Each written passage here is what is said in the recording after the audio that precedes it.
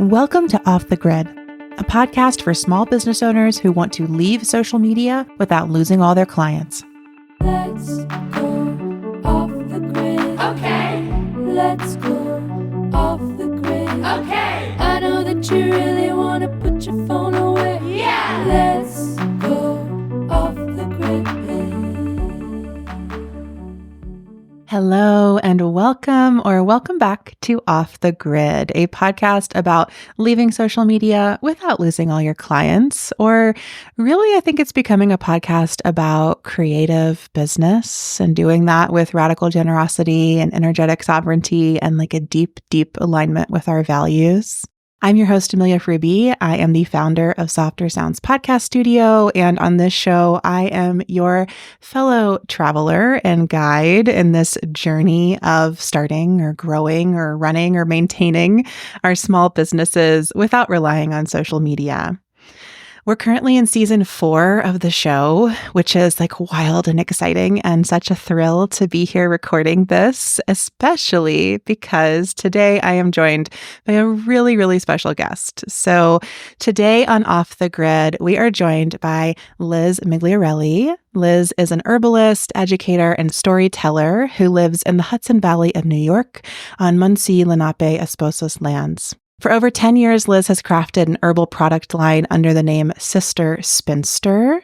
And in her clinical herbal practice, she offers one-on-one consultations that include working with medicinal herbs, flower essences, and personal ritual. She also teaches classes on mythopoetic herbalism, animism, folk magic, and ancestral remembrance.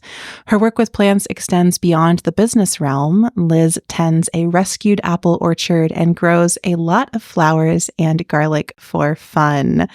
So welcome, Liz. I'm so thrilled to have you on Off the Grid today. Thank you, Amelia. I honestly feel like we could record for 90 minutes about how much I love Off the Grid. So I'm really excited to be here. That's such a treat and an honor. And I share this with you in our email exchange, but like one of the real joys of this show for me has been people who I followed when I was like really trying to grow my profile on social media in like 2018 or whatever. Like I followed people like you and like Cody and like Nick Antoinette and like all these people who I was like, oh my gosh, they're so cool. And now they're on my podcast and they think it's cool. Literally the coolest. Yeah, I just love how it circles back and somehow is like about social media, but like not about social media simultaneously. And so it also really heartens me that we can like still make these connections beyond Instagram, even though that's the platform where, you know, I first learned about your work or other people's work. So I invited you on the show today because, well, I mean, on the one hand, you just like wrote me a really great email. I cannot understate how many people come on this show because of a really great email. Not only the email you sent to me, but also this amazing email that you wrote to your followers and newsletter subscribers about leaving Instagram. And you called it The Plants Made Me Do It. And you charted kind of the rise and fall of Instagram for yourself and your business. So today, I kind of want to take us on that journey with you. And I'm going to ask you about different stages of that and hear how it has felt to now be off Instagram for over a month. So that's what we're going to dive into. Are you ready to like hop in our hot tub time machine together and go back like 10 years? Take me there. So I know from the things that you've written and shared that you joined Instagram in March of 2014, or you first posted an Instagram on March of 2014. Could you take us back to that moment? Like, why did you get on the platform? What led you there? And what did you share in those first months or even year?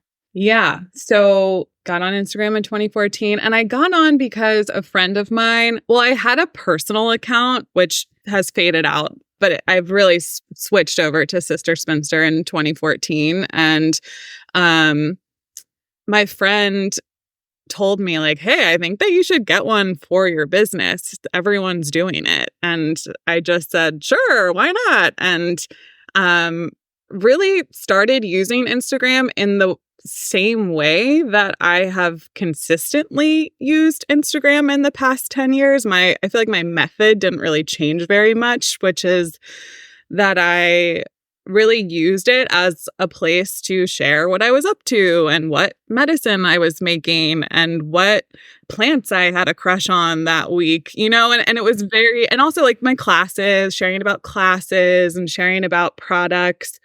But, it was just sort of a place where I shared things. And really the account grew because, as Cody Cook Parrott and I have sort of discussed before, Cody says like, well, we were really in the right place at the right time. And I really think that that is true for my account anyways. And it just sort of continued to grow and more people found me. And it was really just a place for me to share things that I was excited about, that I thought were beautiful, and what I was thinking about in my work at the time. I feel like Instagram did start as such a place of genuine sharing for so many of us. And if I really think back to a decade ago, it felt kind of radical, right? Like it felt like, wow, this is the small private moment of my day that really nobody can see unless you're like my family or my roommates or maybe my like partner that I live with. And now all of a sudden I can share this moment. And I try not to underestimate like how radical that was at the time and how radically it has shifted our experience of sharing our lives since then. But as I heard you reflecting on what you were doing on Instagram back in, 2014, I felt that magic again a little bit. I was like, yeah, it was so cool to just like, know what plant somebody is seeing, see that like my friend just happened to go to that coffee shop or whatever that I also happened to go to last week, and we can connect and it can feel so personal. How did it feel as your platform grew? Because like you said, you're kind of in the right place at the right time. So I imagine that growth maybe started to kind of happen quickly. And how did it feel to like now have people who you have no clue who they are seeing these small moments of your life? Like, what was that like in the beginning? In the beginning, it was fun. It was really fun. And I feel like I hear everyone say this on Off the Grid, where it's like, it was so fun at the beginning. And it is true. It was really fun. And I was very lucky in that, my work includes that I'm a teacher, I host classes, I see clients, but then I also had a product line for a really long time. And my account really grew because the shops that I wholesaled my product to would post my products, and then people would find me because of that. And honestly, it happened even with my wholesale accounts. I never once reached out to a shop to say, hey, would you be interested in carrying my products? They all found me through Instagram, which is such a weird thing to say. And I know that that's like a very unique situation, but that is sort of how it was in those like earlier years of that platform. And so in some ways, it just felt like, oh my God, what new opportunity is going to be waiting for me when I log on today? Or like, what new connection? Or yeah, there was a sense of like excitement, and that felt really fun. But at the same time, I'm also kind of a private person. And, I always had my limits with like what I shared and how I used the platform. And yeah, and, and those things definitely shifted over time as the algorithm changed. But I really did enjoy it at first. I really appreciate what you shared there about like wholesale and business as well, because there are many different camps in terms of people's experience of Instagram. But I think one like kind of hallmark experience is a small business owner like yourself who like Instagram just kind of, in a certain sense, gifted you all this business. Like you didn't have to pitch for wholesale. You didn't have to do all this outreach. And so I think that, of course, then now, a decade later on the other side of that, there are a lot of business owners that never had to cultivate those skills and are kind of like, well, what do I do if business isn't just coming to me? Because this engine I had for business to come to me, whether that be Instagram, whether that be super cheap Facebook ads, whatever it might be, it's like, oh shit, it's gone. Like it's not working. And there's this way that Instagram facilitated the rise of so many businesses I love. And I'm so glad it made it so easy for them. But I feel like now we're really seeing like kind of through the shift in online business over the past 5 years, even like a lot of those folks are just like, this is how much work it takes without the Instagram engine. Like, no, thank you. It's interesting because my work has always been both online and offline, really, since my business started. I was living in the Bay when I started my business. And basically, when I got enough wholesale accounts through Instagram, I realized, oh, I don't have to live in Oakland anymore. I can move to rural Northern California to this tiny little town and be there because I have enough wholesale to be able to do that without needing to rely fully on my teaching income. And so I left the Bay and moved to Northern California, where I have moved to Mendocino. It's a really small town. Not a lot of people have the internet. I had really bad internet at my house. Like, we had satellite internet where you had a max that you could use every month. And, so I couldn't stream anything. I didn't get a Spotify account till 2021. Like, I'm behind in a lot of things in that way. So I would hang flyers for my classes around town, and I would go on the local radio show and promote the classes that I was having at my schoolhouse, and I would do craft fairs. And so I was doing a lot of that for my in-person offerings, whether it be with clients or students. But really the bulk of the money that I was making at that time was through online sales or wholesale. But then that started to kind of shift as the algorithm started shifting. Yeah. And then I was able to kind of focus more on teaching. But where I lived, it was very inaccessible to a lot of people. It's a really small town. So I didn't have I couldn't really cast too wide of a net, really, in terms of like, oh, come take my class. So folks would drive up from the Bay if they A, had a car, or B, had time or the money to get a hotel or to get camping equipment to camp in my yard. I mean, it was very limiting in who could actually come to the class, but I kept promoting my classes online because I wanted more people to hear about the things that I was interested in and that I was teaching about. And so more and more people started asking for online classes, but I just couldn't physically do it at the time.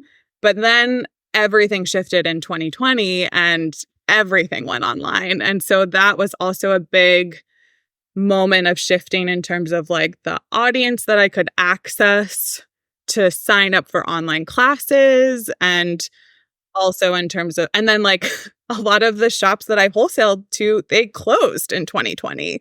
And so I sort of had this reversal of my income stream, which when we wear many hats, as we do when we're self-employed, that's kind of the point, right? Is that we're able to kind of keep going. But it was a big shift, but I was still using Instagram pretty consistently that whole time.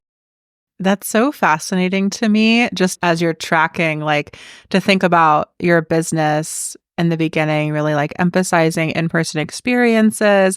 And that's a marketing education in and of itself, right? Learning how to make the flyers, how to talk to people, how to do the in-person events. I love working with business owners who've operated that way because I'm you have so many skills. You just don't quite realize how to translate them online. I love this. It's perfect.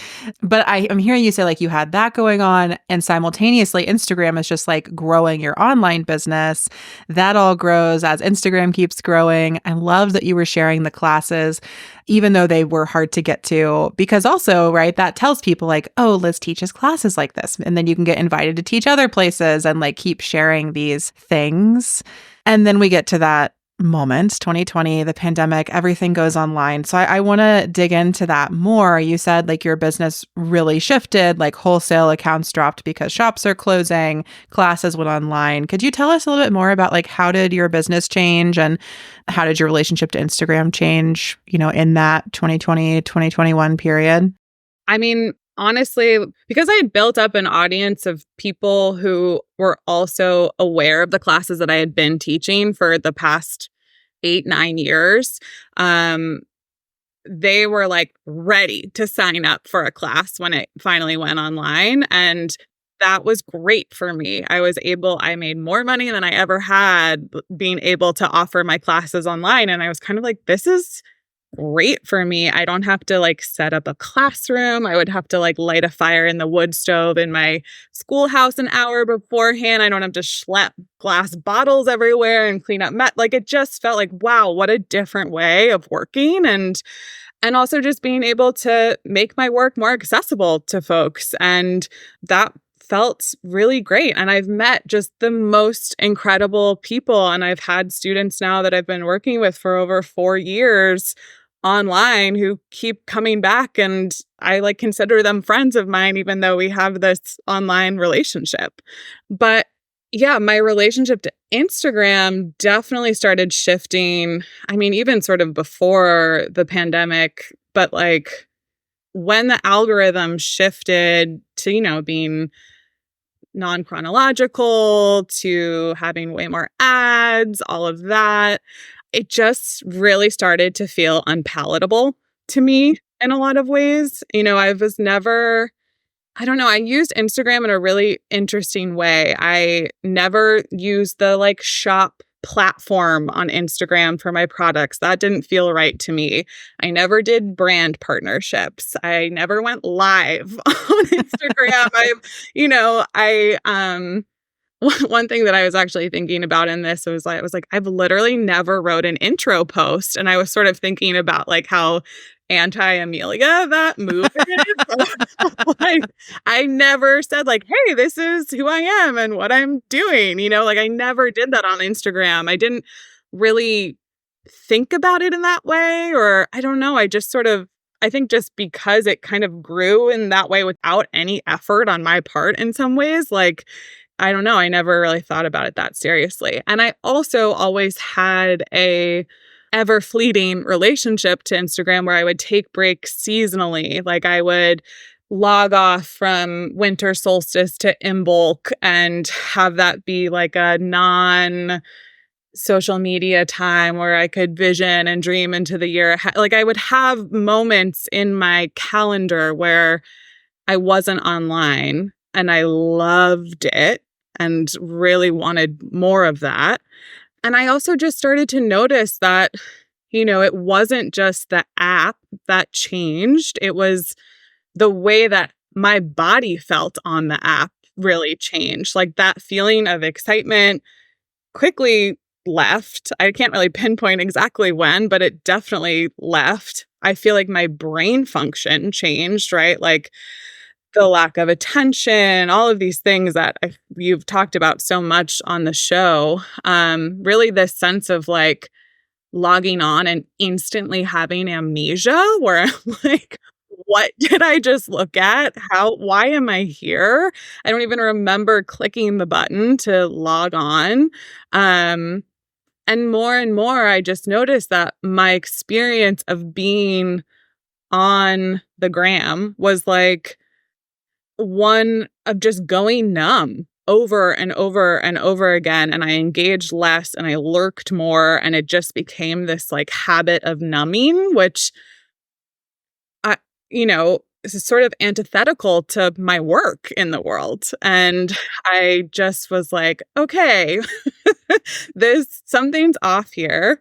And then I think it was in 2020, I actually have no idea because again, I suffer from like online amnesia. But whenever Reels came out, whenever that hit the scene, that was really like this moment of me being like, I'm too old for the internet if this is what the internet is turning into. And I would watch, these reels of herbalists like dancing in front of their apothecary and pointing to 3 herbs for sleep and just sort of feeling like, I don't want to perform my job. I want to be rooted in my work. And I also was just like, feeling that it was really irresponsible sharing herbal information in this way where we can't, you only get to write so much text on a reel and you can't share about contraindications of certain herbs that we might be mentioning with like someone's potential pharmaceutical use. There was just so much about it where I was like, this is not how I align with my work or work with the plants. And yeah, so much of my work is about building relationships with the herbs. And the more sort of surface level and performative it became, the more I realized like I cannot be in this space sharing in this way if this is what it means to have your business be on Instagram. I want to just repeat something you said in there that was so profound when you said, I don't want to perform my job. I want to be rooted in my work. Like, that has just opened up my heart and my spirit and feels so, so profound to me. Like, how many of us spend so much time performing our jobs on the internet? And we're taught to, we're told to, we're told that's what's necessary, whether it be on Instagram or, even in your emails, on your website, in a podcast. Like we can get into that mode anywhere. And how do we shift from that mode of performance into that mode of rootedness? And I think it's a challenge, right? Because as business owners, we have the work that we do, and we have to find ways to share that work that feel genuine and expansive and not simply perhaps like performative or superficial. And I think that, with your work, what you're saying about like being an herbalist, and it's important for people's like literal well-being and life that they actually have this information be contextualized and shared with care and in relation to not only like plants in relation to each other, but in relation to your individual body and to your community and all of these things. I hear that so much. Of course, my work is like in podcasting. There's nothing I can say to you about a podcast that's going to be like a life or death thing for you, but still, like I'm so invested in contextualizing our work. Like to me, I want marketing to like deepen the context of what I do, not like make what I do superficial so it seems like simply shiny and attractive. Well, something that I've heard you say on the show countless times is that there's like no magic bullet of marketing. And it's the same thing with herbs, like, and I feel like that's where we're meeting in this conversation, is just that when we don't allow room for nuance, which we all know that the nuance is not allowed on that platform, then what are we left with? It's just completely something that has no context, no rootedness. Instagram to me became less and less about building relationships and more about consumption, like just consuming information. And herbs aren't, people do take herbs in a way where it's like, I'm just going to consume this. But in my work, what I try to emphasize is like, what happens when we let this plant like become our friend, and what happens when we actually build a relationship with chamomile in a way that can like really foundationally change our lives and not just ease a particular symptom, right? And so there's something there that feels like resonant with your approach to marketing and how you talk about growing a business, and there's something there. No, I really appreciate these connections that you're drawing. I think that it feels resonant for me as well, like between our work. And I do think that I definitely come to this show, to online business, to business in general, with the sense of like, you can kind of do whatever you want. You just have to be creative. You have to be committed. You have to care about it and find ways to keep caring even when it's hard in the world. And so, yeah, I don't think that like there's any one thing that will make everyone's business easy. But there might be one thing that makes your business pretty easy if we can figure it out and find it. But this is reminding me of what you've written about your journey leaving social media. And there was a particular plant that helped you come to this realization. So could you talk a little bit about nettle and how working with nettle made it apparent to you that maybe you really did need to step away from social media? I was hoping you would ask me about nettles. Great. So nettles are actually the first plant that I fell in love with. They're the plants that really opened the door for me into the herb world, and in terms of herbal, like that was it for me, was nettles. And I have a program called Herbal Mystery School where we work in depth with one plant a month, and we are really in devotion to that plant. We create rituals and practices. We write poems about the plants. We eat them in every possible way. And we just sort of see like, okay, what happens if we are completely devoted to this plant over the time span of 1 month? So every spring in April, I come back to working with nettle with my next cohort of Herbal Mystery School. And nettle is a spring green, one of the first wild foods that we get to eat and enjoy after winter. And nettle is a plant that is extremely mineral rich, right? It's really high in iron. Really, all of the incredible minerals, and nettle really helps you to build your blood and cleanse the blood after winter. It's also a great, liver detoxifier. There's so much that I could say about nettle, but energetically, working with nettle in the spring, I sort of have this ritual where I go and harvest nettle behind my house, and I will intentionally sting my hands on the plant to like wake myself up for the year. It's sort of my like come out of hibernation ritual. And this is a plant that has a stinger. And, it's not like too intense, but it feels good. I think it feels good. But we were working this past spring with nettle, and just after, just weeks of drinking it every day and eating it and spending time with this plant, you really start to feel your vitality shift, just because you're so energized from nettles. Like they're a great adrenal tonic. There's all of these things about the plant, but it really does sort of help you like rewire your energy in this way. And while I was feeling so embodied and really feeling my blood circulating through my body and really feeling just really grounded in my sense of self, which is something that nettle is such a gift of that plant, it made me think about and consider, oh, well, where are the places that I'm draining my energy, right? Like, what is it that is not contributing to my vitality?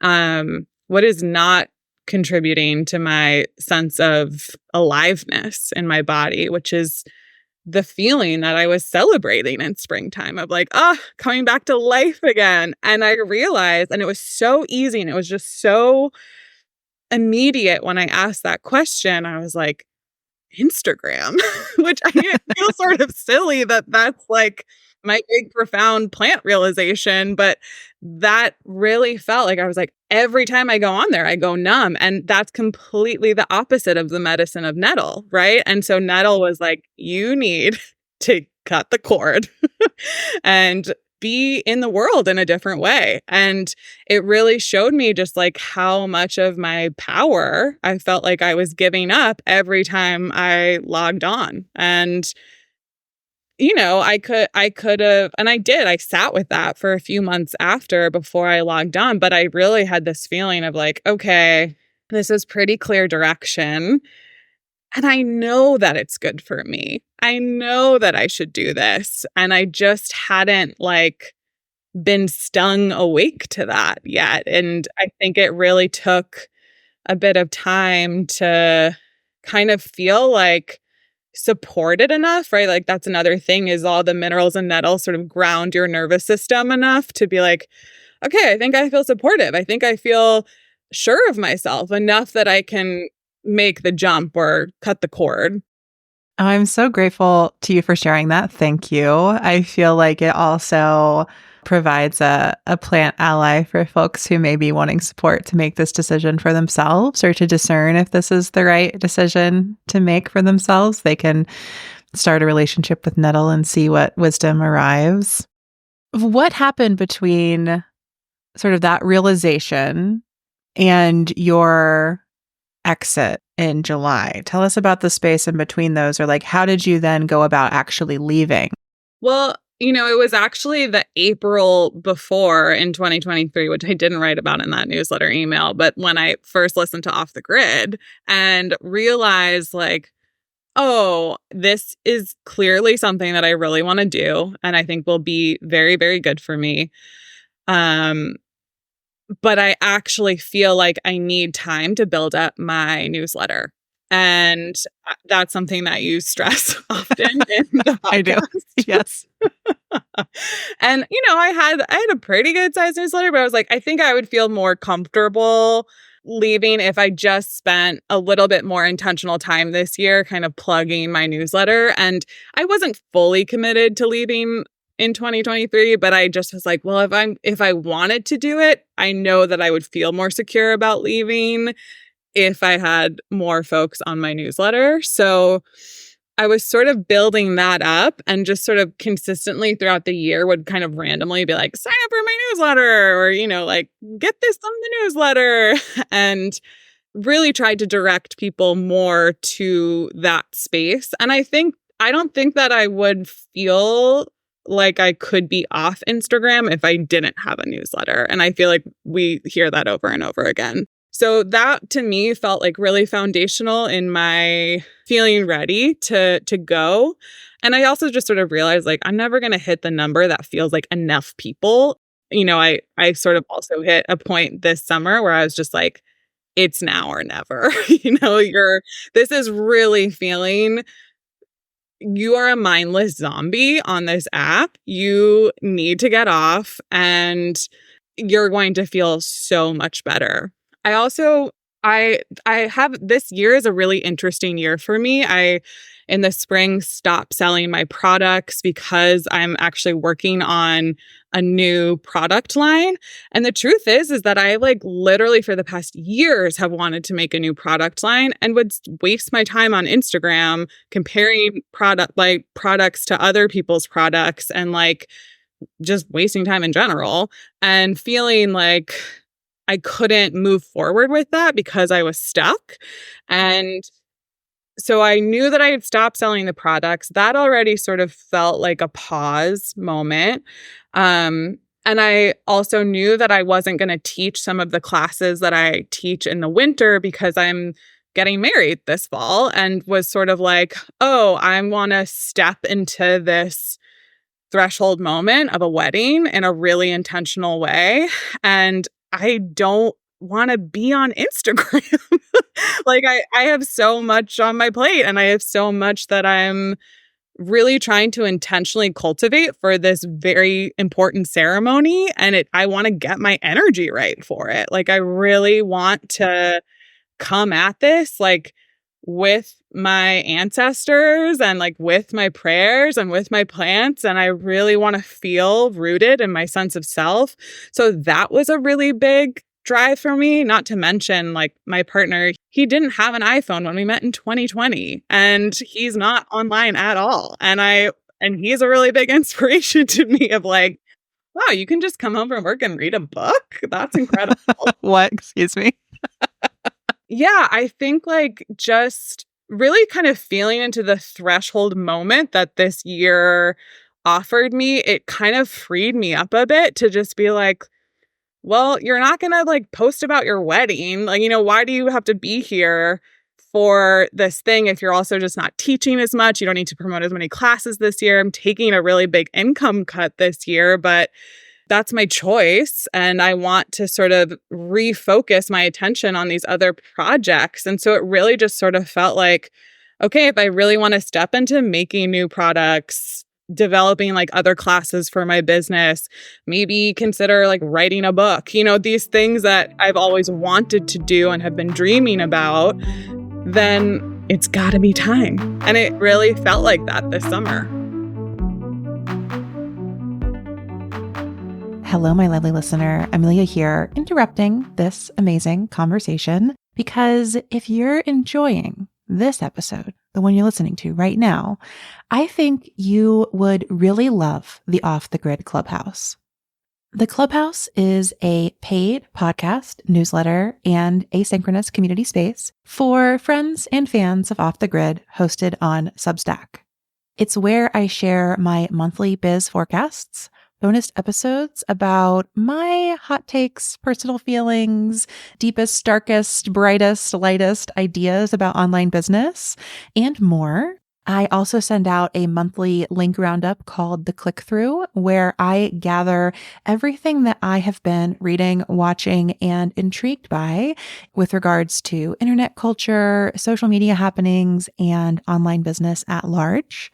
That's also where I have been chronicling the many announcements I see lately of people taking breaks from social media or exiting platforms entirely. And all of the posts in the Clubhouse have community comment threads where you can ask me questions, share your experiences, and chat with other Off the Grid listeners. It only costs $5 per month or $50 per year to join the fun, and I truly hope that you will head to the show notes and check it out. I look forward to seeing you on Substack, but for now, let's dive back into this conversation. I want to read some questions that you shared in your email that you asked yourself through all of this. And you just mentioned some of these things, but I think like the litany of questions you gave us in this writing was really supportive to me. So I want to read it here to kind of speak to everything you just said. You're talking here about trying to decide to actually leave and like all the things that are coming up in that process. And you write, I'm not sure what it looks like to have a business off Instagram, if I will be able to make the money I need without having that space to promote my work. I've always had this business on Instagram, but I keep asking myself, what if I can do it? What if I go back to hanging flyers around town? What if my income drops, but I find myself with more time to write a book? What if I embody the way I want to be in the world?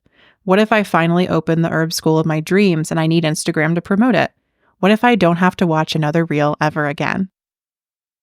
How does it feel on the other side of leaving now? Like hearing that list of questions, knowing that you're a month off the app, like I just would love to hear, like, how are you feeling? Amazing. Great.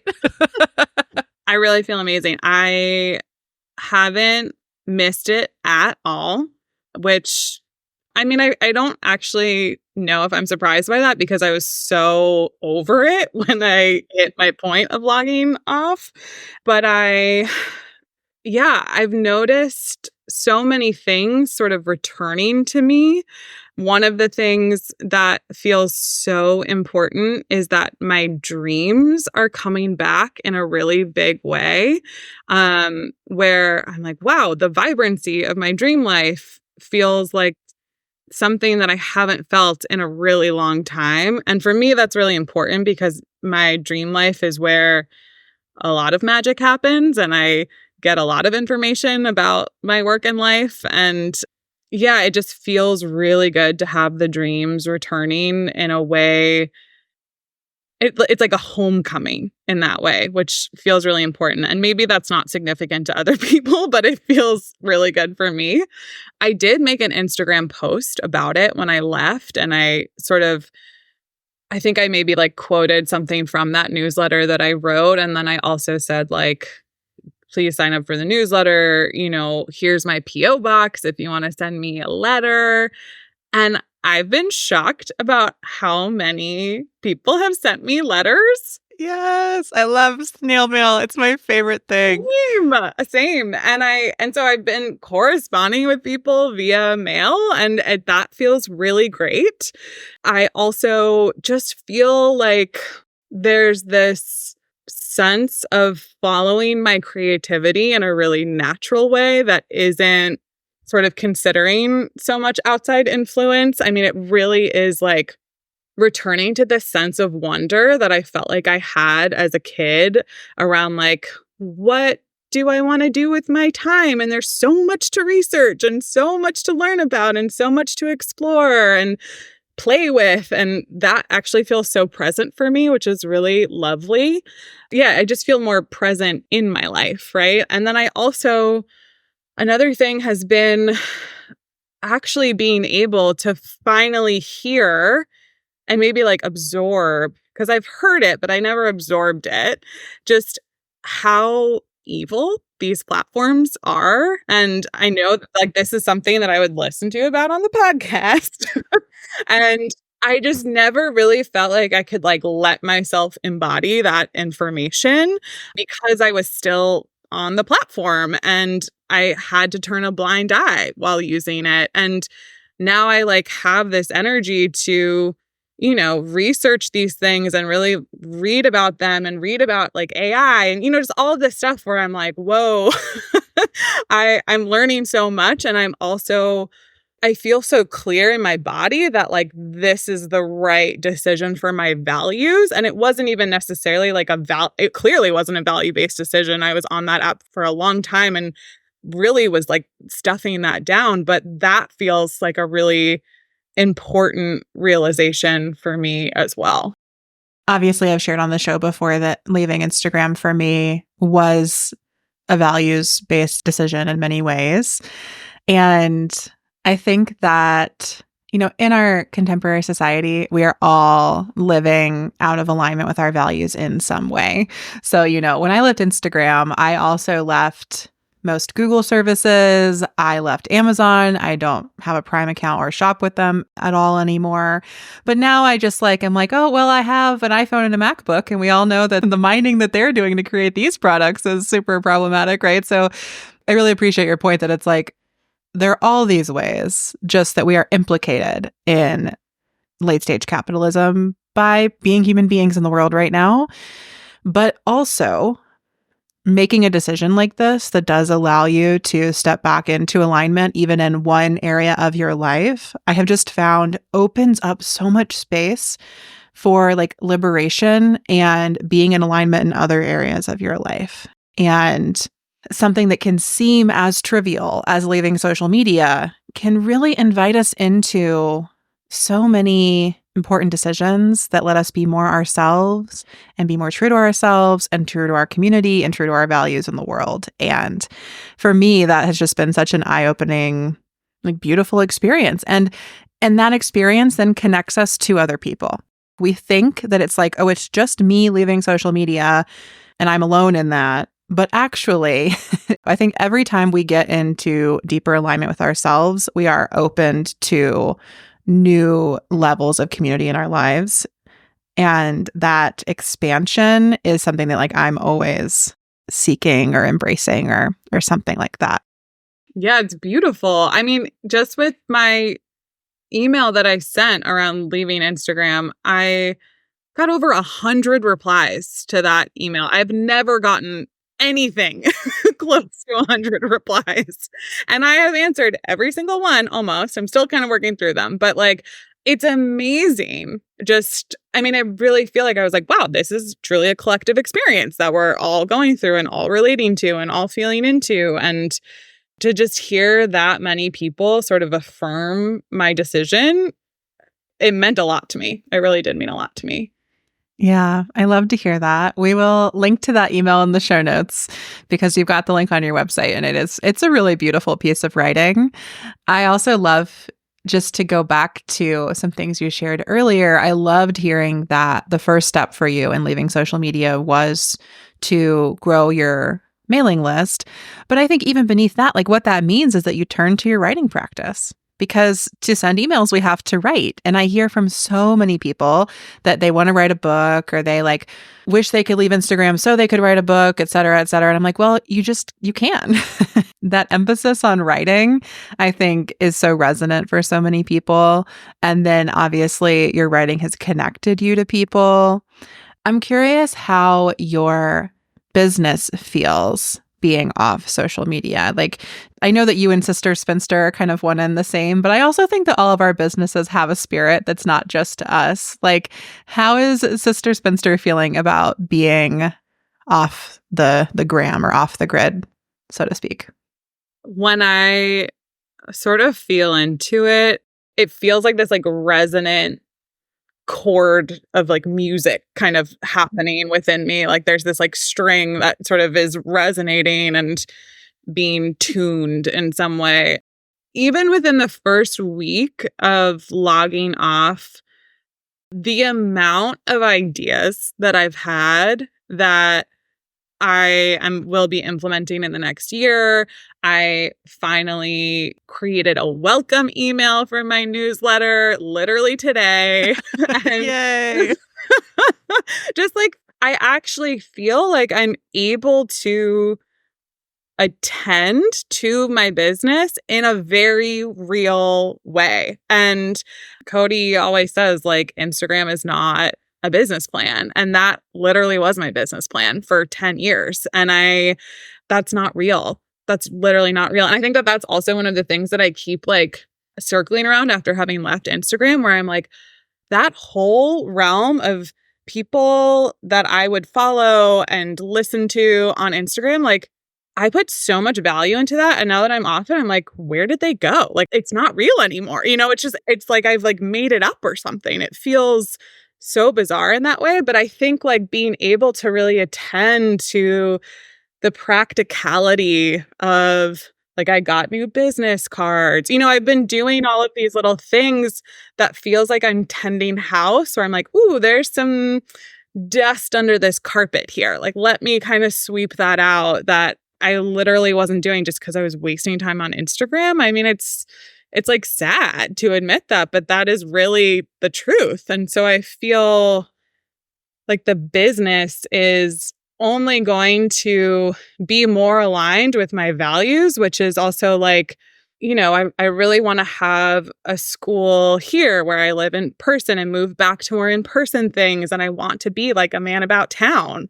That's where I'm headed. And I feel like the decisions that I'm able to make now that I'm not distracted by that space are all orienting me towards those goals. I too experienced like such a fountain of fresh ideas when I left social media. And I think that it's so invigorating, and I'm always grateful when it like helps people kind of stay the course because they feel that flow that's been blocked for so long. Something that's also coming up for me hearing you share is that I think that there's this thing that happens when we're on social media, or honestly, even when we're just too online. It could be Instagram, it could be Substack, it could be podcasts, like it could be YouTube. If we get really immersed in an online world, I think we're really just funneled toward more of the same. So for you, like more herbalists, for me, like more podcasters, and we just get like funneled toward these people. And then all of a sudden we're like only learning from people doing similar things to us. And I just think that that blocks fresh ideas and blocks like the sort of generative difference that we actually need to grow and sustain our businesses. And something I've noticed since leaving social media, but it still happens to me now. Like if I get too online, or if I sign up for too many like free summits or whatever, too much online business goop in my life, I get really bogged down and I don't feel creative. But like if I go talk to my friend Grace, who like runs a construction company with her husband, or if I talk to even like my aunt who ran her own print shop in the 80s, or like people who have business experience that's so different than what I'm doing, that's where the new ideas are generated. That's where it's like that friction. And I just think that so much of our online experience is about eliminating that friction. And if we don't have it, like how are we supposed to get anything new? Like you need friction to create the heat that creates the spark of the fire, right? And if like all we're looking at is stuff that's similar to or the same as us, or, just a variation on a theme from what we're doing, we lose all of that. In such a big way. And I mean, I feel like I don't know, maybe this has changed because I feel like there's a lot of like celebrity herbalists at this point, but like I was going to say, I don't know any herbalists who get into herbalism to make money. Like that's not why we do it. We do it because we really believe in this way and have a love for the plants. And it's fascinating to me that because of that, like a lot of us don't take our businesses very seriously because we feel uncomfortable about capitalism, right? Because a lot of us are anti-capitalist. And honestly, I mean, God, I feel like I'm just fangirling over Off the Grid this whole interview, which is great because it's so true. But I like listening. I have never said Q1 or Q2. You're not the first person to tell me that. I'm not surprised. Like, I know that these are the people that you work with, that those of us who do not say Q1, Q2. But listening to Off the Grid and like just sort of absorbing all of this information that you offer around like taking your business seriously and not having it be just like this thing that you believe in has been so groundbreaking for me in a lot of ways of like, oh, right, this is actually something that I can tend to. And yeah, if I write my welcome email, that actually sets me up for connection to all these other people, right? Like, and that is enough friction for me to like inspire me for a long while, like there's a lot of catch up that I have to do. And yeah, I feel like even just that where I'm like, oh, am I listening to business podcasts now? I guess. Like I would have never, but I have this energy to actually be like, well, let me give it a go because it wasn't working on Instagram and that was my only plan. And so let's see where I can go with this. And so, yeah, that friction, I mean, even I feel like Off the Grid is extremely friendly and like welcoming and lovely, but like there's things that you suggest where I'm like, oh my God, I don't know if I can do that. But I got to step up to it. So I always appreciate that. Yeah. Oh, I appreciate that a lot. And I do hear from many people that Off the Grid is the only business podcast that they listen to, which honestly kind of same for me. Sometimes I go out there and I try to listen to other ones and I'm like, ugh. Gag. I can't do this. Mostly because I can't listen to men ever. And like the, sort of boss babes out there, most of them in the business podcast world are not quite for me, even if I can respect what they're doing for other people or not. But again, it's just those moments where you're like, oh, do I want to do that? I don't know, maybe. And the answer doesn't have to be yes, right? It's just like having the frictions, asking yourself that question and getting that from somewhere like that you trust and appreciate, right? Like it can be great to listen to somebody be like, maybe you should have a welcome email, and then be like, do I want to? I don't know. And then maybe you hear me say like, you should probably have a podcast, and you're like, absolutely not. No, thank you. The point is just to rub up against those things and have the invitation. And I love what you said too about like, there's a difference between like believing in your business and taking it seriously enough to put in place clear, kind systems and supports that can help it sustain and grow over time. Because I think that for a lot of us, if we start a business from like a creative impulse or an artistic vision, then we kind of just want that to fuel it forever. But the problem is that like, and it just doesn't really work when like money is involved and real life is involved and your body is involved. Like you have to build in those systems eventually if you want this to sustain. And not every business has to sustain. It could end. That I embrace that too. But I think that it's these pieces. And what I love that I feel like we've uncovered in this conversation today is that it can be as simple as the welcome email. It can be like just small steps, and you can turn to those things when you need to make changes. I think a lot of people I encounter, they want to like get all the right things in place before they're really even in business. And I also just think that that's like not quite the right energy either. Like you can set up a perfect business, quote unquote, but that doesn't mean it's going to make any money. It doesn't mean it's going to do well. I think that we have to be messy. We have to just get going. We have to try it. And then we build in the systems as we go and as they're needed and as they support us. Totally. I mean, I'm someone who literally never wrote an intro post on Instagram. And like, that's not business 101. I feel like you just have to kind of start where you are, and it's going to be really messy. And I mean, that's the thing that I also like love about the herbalist business method, which is like, sometimes it literally does feel like you're bushwhacking because it's just like, I don't know, there's not really a set trail of success anywhere because, again, this isn't like a huge money making, that's not usually the goal. It's definitely not my goal. And so, yeah, we don't have a lot of great examples of marketing or things like that because we're like a bunch of punks, it just doesn't, we don't really take that seriously. And then when you add something like Instagram into the mix where you're feeding off of this like comparison of yourself to others and sort of the like awful psychic space that is, it just feels like pretty immobilizing where you're like, I don't have the like business skills and I'm also now comparing myself to everyone. And so I'm just kind of stuck in this place. Yeah. Ugh, that is such a horrible feeling. And I've definitely been stuck there. And I'm hearing you say that you've been stuck there as well. And for any listeners stuck there, like we empathize, we hear you. It's a tough place to be. Totally. I recently was thinking about just in some of my reflections around leaving social media, I have been thinking a lot about this concept that I was raised with as an Italian American called the malocchio. So the malocchio means like the evil eye, basically. And it's very common in Italy, and it's very common within the Italian American diaspora, where it's this belief. Some say it's a superstitious belief. Others say it's a belief that's based off of envy or jealousy, that someone can unintentionally give you the evil eye, and that it kind of happens by accident. And it happens because their like gaze is sort of crooked. And the idea is essentially like they're envious or jealous of something that you've done.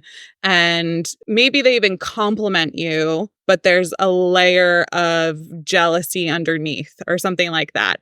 It's not a curse, but it's just like something's a little off. And so then this like strange energy hits you and you experience things like body aches or digestive upset or physical upset in some way, or just fatigue, and it can come at you from anywhere. And that's why we wear like protective amulets and things like that protect us from the malok. And every village and every household has a way to cure it, essentially. And I keep thinking about this as I'm like thinking about my time on social media and just how that visibility that we all have is just so resonant for this experience of the malocchio, where like I'm passing judgment on, or I'm comparing myself to others on social media all of the time. Like I end up on someone's page that I don't know, and I'm like, oh, her hair looked cute at her wedding. Like, wish mine would look like that. And even that could cause some sort of just energy like landing at them weird. And I think about that all the time, where I'm just like, wow, we're so subject to that kind of like play with one another. And we know that like the gaze is a really powerful thing. And I feel so glad that I'm not like subject to that, to that sense of like comparison, or maybe like jealousy or envy isn't even a part of it for me, but just the like comparing oneself, of not having enough, like all of that. When you're also a business owner, feels so overwhelming and can really stop you from like doing the things you need to do to take care of your business and to make money. And so it's just, there's a lot to wade through there. And I feel very glad that that's like not a part of my day-to-day experience anymore. I mean, I love this cultural example. Thank you for sharing. And I have thought a lot about just like how we either don't do to our own peril, or don't talk about how much like energy work is necessary to sustain the level of just like projection you receive when you're in like a highly visible situation. And that might, just be like being on Instagram with a small or medium or large sized following. But like when you are in that place, like so much is projected onto you by other people. And like, I think it does require a lot of energy work to have a boundary that doesn't come through. And some people find that much easier than others, just kind of like naturally. I think there's a lot of different things that impact this. But I think something that a lot of people don't even realize that is happening, as you talked about with the evil eyes, like they don't even realize that so much of what they think is their like self-conception is actually just all this projection and all this crap that people are kind of throwing at you through these social media, like super warped portals. And I've just always found that to be like, energetically, it's just so problematic and sticky and mucky. And I think that's why when so many people step off the platform, they just like unzip all that muck like off their skin, like, oh, I'm fresh and free and glittery and my own self again. And it's like, feels like a really beautiful transformation.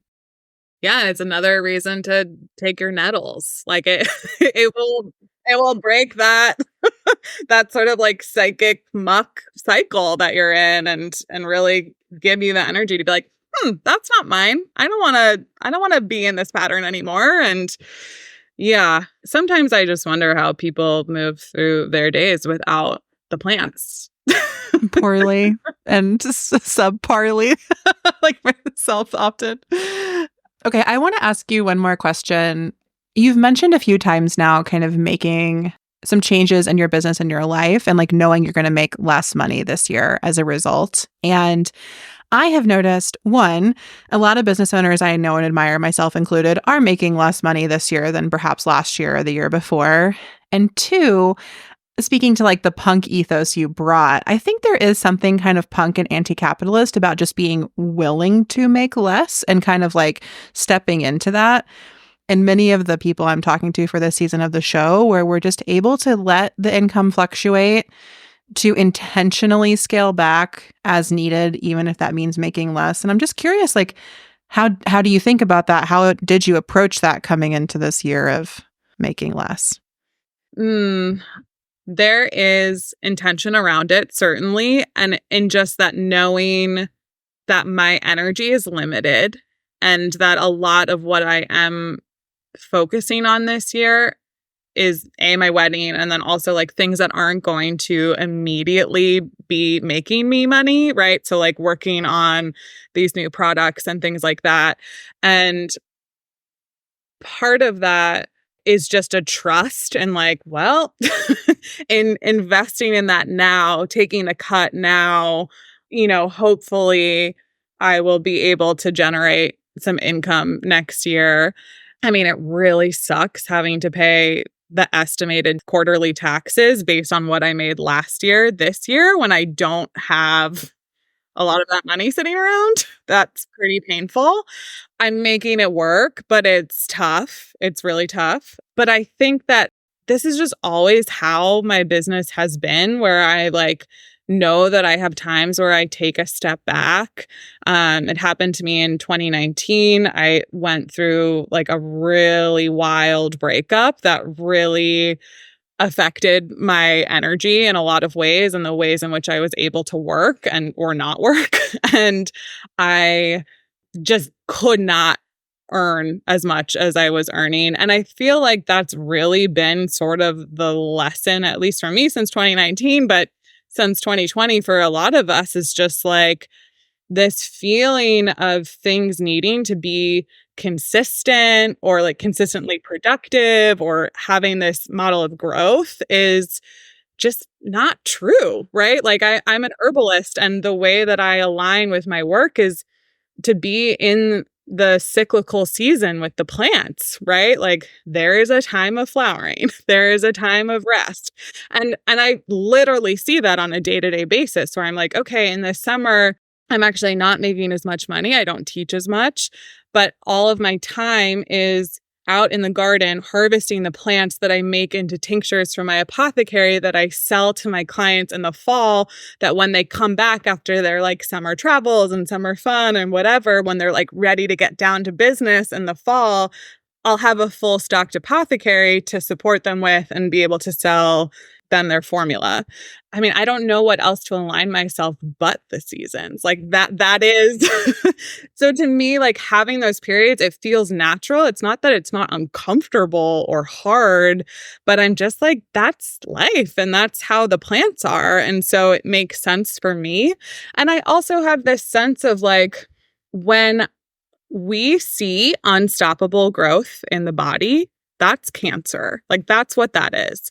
And I'm really cautious around that. I'm really intentional about taking periods of rest. I'm really hold that to be an important part of my ability to rev up and be creative and make more money when I need to. And for me, like that actually feels like an easy thing to be in alignment with. It doesn't let the like feeling of difficulty feel any more easeful, but I just am sort of like, this is the season that I'm in, and I know that it will change in the future. I hope that it changes in the future. I have to have faith in that. Yeah, thank you so much for sharing all of that. I really appreciate learning from herbalists and plant medicine practitioners of any kind, because I think that even in all of my non-traditional work experience-ness, I am still always shocked at how ingrained my mindset is in capitalism and how my expectations in small business are somehow set by like VC-funded companies. Like I feel like somebody downloaded a file into my brain and I would like to, like it's a virus. They put this virus in me and I have to like, every time I think I've gotten rid of it, it like shows up somewhere else. And I think that is the case for a lot of us. I don't think I'm alone in that like my reaction to, making less money is panic or stress or sadness or any of these things. And I appreciate you taking us back to the plants, to that seasonality. And something I've also been thinking about this year is something I've been learning from my garden as a very amateur gardener. I just grow tomatoes and basil and green peppers. That's it. I've done this. It's my third or fourth summer with this little raised bed. And the past like 2 or 3 years where I live, we've been in a drought. So I've been growing under drought conditions, but I had never grown under any other conditions. So I that was normal, quote unquote, to me. And then this year we have had not consistent rain, but huge dumping storms, and then like no rain for weeks, and then these huge storms. And it has kind of wrecked my tomatoes. They're not thriving. We're all just really trying to like get through the summer together. Like all this stuff is happening because the conditions are so different. And my first instinct was like, I am doing all the same things. Why is this not working? And I had to remember that like just because it's summer doesn't mean I'm going to get the same experience every summer. Like we have the seasonality within the year, but also each season has its own tenor based on what's happening in the world that summer versus last summer. And it's been a really also grounding reminder for me that there's multidimensionality to the seasons and we can always learn from the plants. And also we don't have control. We tend as well as we can. And like that doesn't mean that we get to control what's going to happen. Like it's going to rain or it's not going to rain. I have nothing to do with that. And me and my little hose can help, but we're not the same as the rain. It's been a tough tomato year. I will say that. And yeah, tough financial year too. It's like the harvest is not as good this year. And that's just how it is. And I mean, I think that all of that is like, not that I think that like poverty isn't, an opportunity to build resiliency. But I'm like, well, when I am in this moment of like, okay, I only have so much energy that I can offer, I am like, okay, well, where can I pivot? Where can I change? What can I adjust to? And maybe I literally just can't grow as much this season, and that's okay. But I do think that this like resiliency of like adapting to these ever-changing conditions that we're going to be in for the rest of our lives. Like, the seasons are not going to steady out anytime soon. And so it just sort of feels like, okay, well, if a period of rest actually allows me to feel like more vital in the future, then I need to take that rest. Like, it just sort of feels like we're doing our seed saving for next spring, that it's just really contributing to tending ourselves in the future too. And that's one of my favorite ways to think about profit in a business as well, which I've learned from the writings of like Kate Tyson and others. But just hearing you talk about seed saving, I'm like, oh yeah, like when we have profit in the business, those are our seeds for taking care of ourselves in the future. And, sometimes we use that profit on something celebratory or we give ourselves a raise, like it takes care of us right now. But I think part of the role of profit in a healthy ecosystem, not simply like a capitalist deathscape or whatever, like part of that in a healthy ecosystem is to be seeds that we save that we can plant in the future, or to be like a reservoir of water that we can use when there's a drought or something like that. And taking care of our future selves within the business itself, I think is something I'm thinking about a lot right now as I do think about that resilience and like what to do when times are good such that I can feel good when times are bad. Amen. Yeah. I'm like, I need to remind myself of that all the time. Yeah, that is the task of the small business owner, particularly like we got to give ourselves that pep talk. Liz, is there anything else you wanted to share with Off the Grid listeners or reflect on about your experience on or off social media today?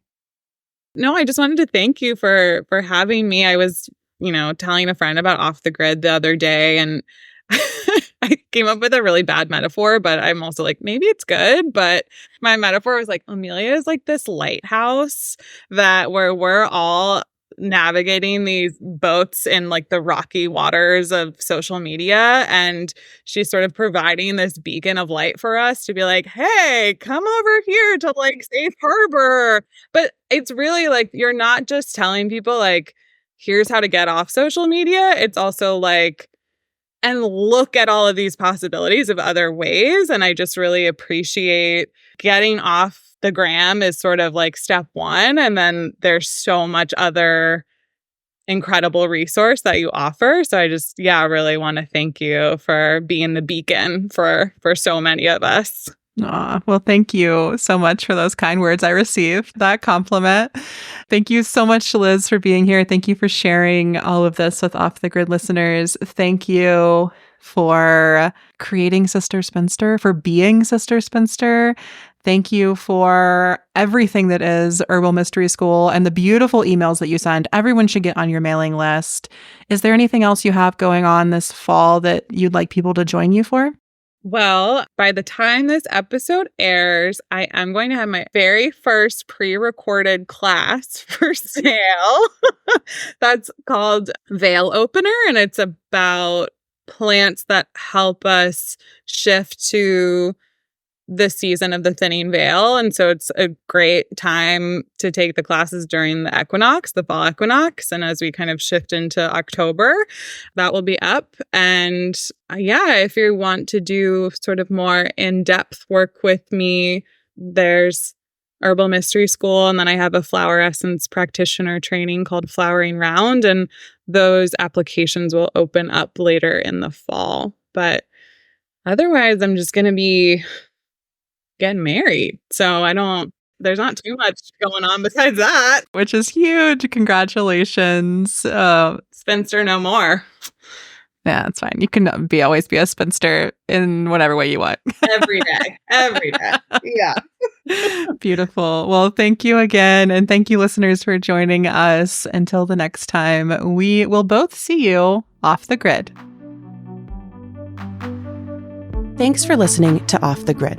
Don't forget to grab your free Leaving Social Media toolkit at offthegrid.fun/toolkit. This podcast is a Softer Sounds production. Our music is by Melissa Caitlin Carter of Making Audio Magic, and our logo is by Natelier Studio.